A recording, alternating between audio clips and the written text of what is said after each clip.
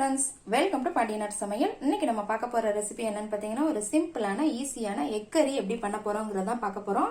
பாருங்க, பார்க்கிறதுக்கு எவ்வளவு கலர்ஃபுல்லா சூப்பரா ஸ்பைசியா இருக்குதுன்னு பாக்கும்போதே சாப்பிடணும் போல இருக்குது. அந்த அளவுக்கு இருக்கு.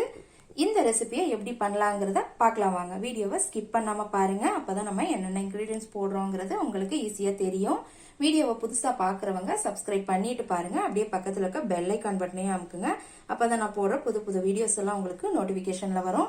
பாண்டியநாட்டு சமையல் சேனலுக்கு இப்ப வரைக்கும் சப்போர்ட் பண்ணிட்டு இருக்க எல்லாருக்குமே ரொம்ப நன்றிங்க.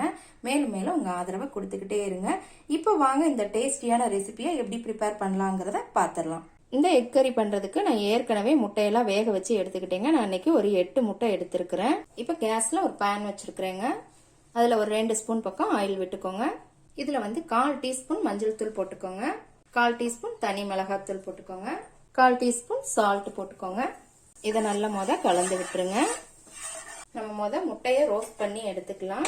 முட்டையை ரோஸ்ட் பண்றதுக்கு முட்டையை எடுத்து ஒரு ஃபோர்க் வச்சு இந்த மாதிரி லைட்டா குத்தி விட்டுக்கோங்க. இல்லைன்னா கத்தியில கீரி கூட விட்டுக்கோங்க. அந்த மசாலாலாம் கொஞ்சம் உள்ள இறங்குறதுக்காக தான்.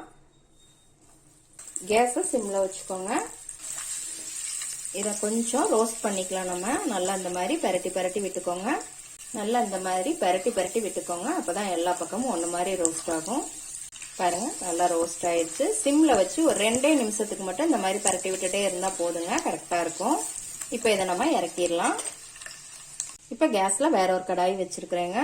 அதுல ஒரு 2 டேபிள் ஸ்பூன் பக்கம் எண்ணெய் விட்டுக்கோங்க. இப்ப இதுல 1/2 டீஸ்பூன் சீரகம் போட்டுக்கோங்க. 1/2 டீஸ்பூன் சோம்பு போட்டுக்கோங்க. ஒரு அன்னாச்சி பூ, 3 கிராம்பு, 2 துண்டு பட்டை, 2 பிரிஞ்சி இலை. இப்ப இது எல்லாமே நல்லா பொரியட்டும். பாருங்க, இப்ப நல்லா பொரிஞ்சு வந்துருச்சு. இப்ப இதோட நம்ம வெங்காயம் போட்டுக்கலாம். 3 பெரிய வெங்காயம் இதே மாதிரி பொடியா நறுக்கி போட்டுக்கோங்க. மீடியம் சைஸ் வெங்காயம் தாங்க. வெங்காயம் நீங்க இன்னும் அதிகமா சேர்க்கணும்னாலும் சேர்த்துக்கலாம். நான் 8 முட்டைக்கு இன்னைக்கு ஒரு 3 பெரிய வெங்காயம் சேர்த்துருக்கிறேன். அதோட 2 பச்சை மிளகாய் இந்த மாதிரி பொடியா நறுக்கி போட்டுக்கோங்க. இப்ப இதை நல்லா வதக்கிக்கோங்க. வெங்காயம் நல்லா வதங்கணுங்க. பாருங்க, இப்ப நல்லா வதங்கிருச்சு வெங்காயம். இந்த அளவுக்கு வதங்கணுங்க. நல்லா கலர் மாறணும். இப்ப இதோட 1 டீஸ்பூன் இஞ்சி பூண்டு பேஸ்ட் போட்டுக்கோங்க. இதையும் நல்லா வதக்கிக்கோங்க. அடுத்து 2 டீஸ்பூன் தனி மிளகாத்தூள் போட்டுக்கோங்க. 1 ஸ்பூன் மல்லித்தூள் போட்டுக்கோங்க. 1/4 டீஸ்பூன் மஞ்சள் தூள், 1/2 டீஸ்பூன் காஷ்மீரி சில்லி பவுடர் போட்டுக்கோங்க. நான் இது கலருக்காக போட்டிருக்கிறேன். நீங்க போடணும்னு அவசியம் கிடையாது, இருந்தா போட்டுக்கோங்க. இது எல்லாத்தையும் நல்லா மிக்ஸ் பண்ணி விட்டுடலாம். அடுத்து நம்ம சேர்க்க போறது தக்காளியை நான் நல்லா அரைச்சு வச்சிருக்கிறேங்க மிக்சியில. 3 மீடியம் சைஸ் தக்காளியை நல்லா அரைச்சு இந்த மாதிரி ஊத்திக்கோங்க.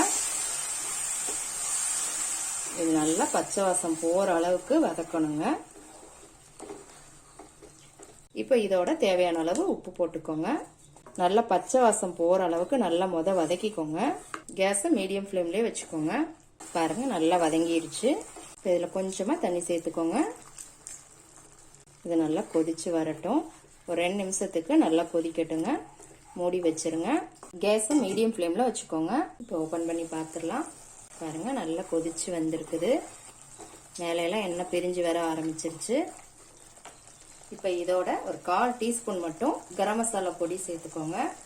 கரம் மசாலா பொடி லாஸ்டா சேர்க்கும் போது நல்லா பிளேவரா இருக்கும். அடுத்து நம்ம ரோஸ்ட் பண்ண முட்டையை இதுல போட்டுடலாம். கேஸை சிம்ல வச்சுக்கோங்க. இதை எப்படி பரட்டி விட்டுருங்க நல்லா. இப்ப நல்லா பரட்டி விட்டாச்சுங்க. இப்ப ஒரு பிளேட் போட்டு மூடிடலாம். ஒரு 5 நிமிஷத்துக்கு கழிச்சு நம்ம திறந்து பார்க்கலாம். கேஸை சிம்ல வச்சுக்கோங்க. இப்போ ஒரு 5 நிமிஷம் ஆயிடுச்சுங்க. ஓபன் பண்ணி பாத்திரலாம். பாருங்க, எவ்வளவு கலர்ஃபுல்லா சூப்பரா இருக்குதுன்னு பார்க்கும் போதே அப்படியே நாக்குல எச்சி ஊறுது. அந்த அளவுக்கு இருக்குது. ரொம்ப சிம்பிளா செஞ்சிடலாங்க, ஆனா டேஸ்டா இருக்கும். இப்ப ஃபைனலா இதோட கொஞ்சம் கொத்தமல்லி இலை போட்டுக்கலாம். கொஞ்சம் கருவேப்பிலை போட்டுக்கலாம். அவ்வளவுதான், சூப்பரான எக் கறி ரெடி ஆயிருச்சுங்க. இப்ப கேஸ் ஆஃப் பண்ணிடலாம்.